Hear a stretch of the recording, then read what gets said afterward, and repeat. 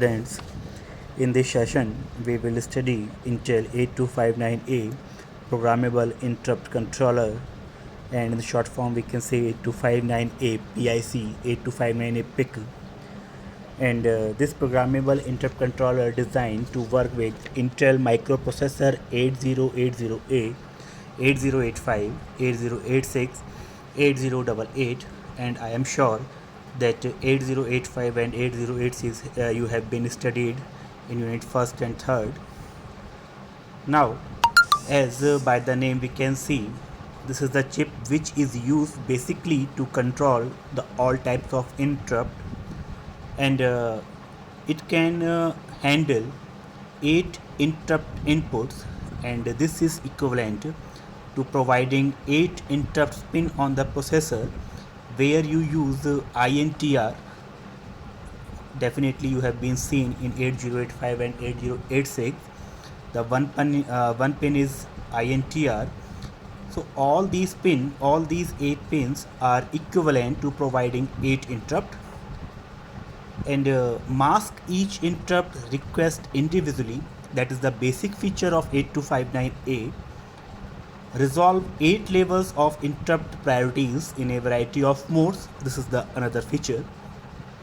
And here you can see in the pin diagram, that is the packet of 28 pin, and here we will discuss the each function of 28 pin.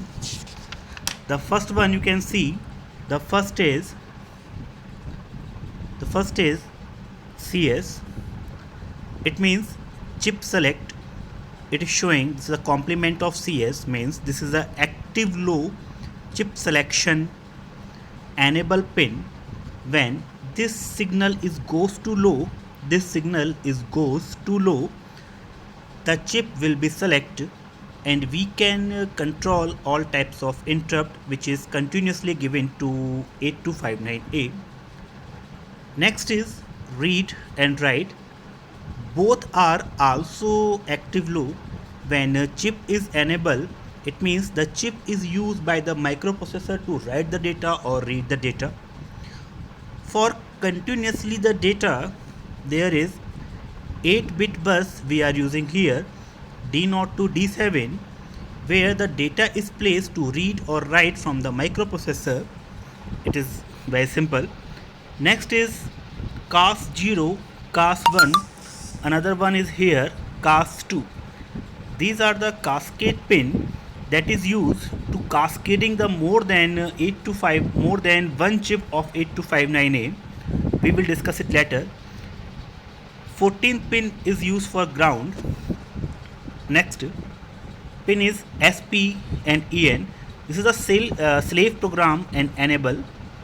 Next is interrupt, and here the main function is IR0 to IR7. Here you can see the interrupt 0 to interrupt 7 based on the priority. Interrupt acknowledgement, A0 address. This is the supply.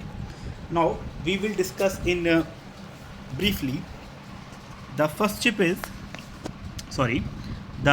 is CS. I think you have been understood what is the use of CS, and we can see in 8085 and 8086 also. And write and read we have already studied. D0 to D6 and D7 we have already studied. Next in CAS0, CAS1 and CAS2. Basically, if we want to connect more than one 8259A chip, then this is the private buses which connect more than one chips. But you have to remember, in all chips, one chip should be the master and remaining chip should be works as a slave. Okay, so how can I make chip is master and another one is slave? If we see the chip number 16, according to the chip number 16, we can make the any chip is master chip and remaining chip are the slave chip. If we see SP oblique enable, SP is slave program, If SP oblique EN is equal to 1, that particular chip work as a master chip. If SP and EN is equal to 0, that remaining chip, then this particular chip is works as a slave. So basically cascade 1 and cascade 2 are used to interconnect the more than 8259A chip to make one of them is master and remaining all as a slave.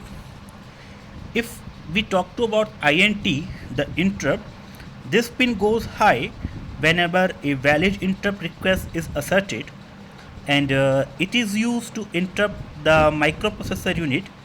Thus, it is connected to the CPU's interrupt as INTR. These are the interrupts.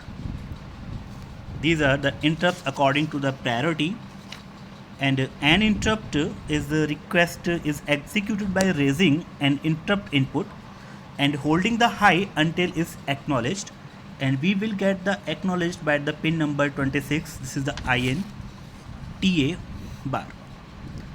The last pin is A0, which is called the address line. This pin acts in conjunction within the read, write and chip select pin.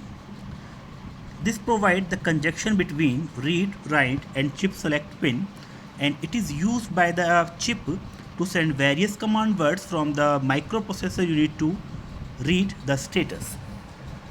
Now, if we check how it's work with the help of block diagram,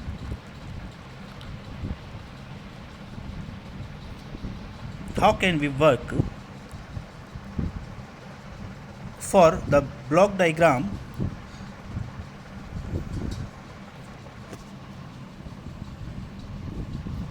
Here in the block diagram you can see the data bus buffer and read write logic. I think all the interfacing devices has these two types of block, 8255, 8253, 8259. In the all interfacing devices you will see these type of two blocks, and you know the function of read, write, A0, CS and data bus, no doubt.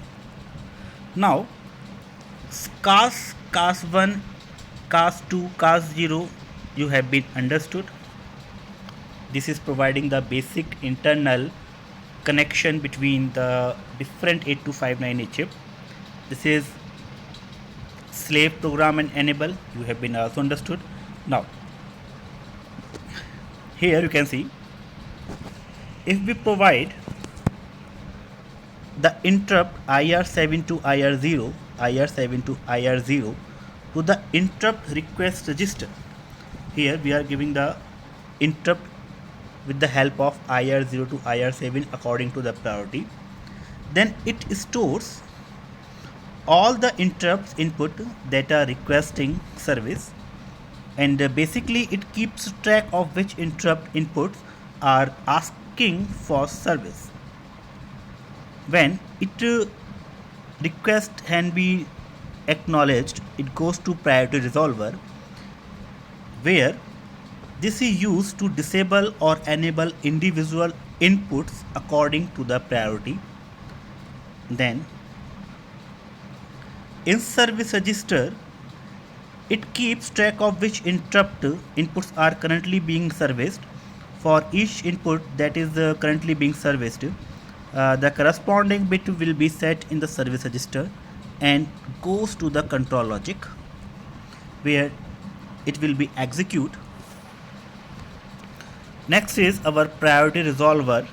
This is the priority resolver determine the priority of the set in interrupt request register.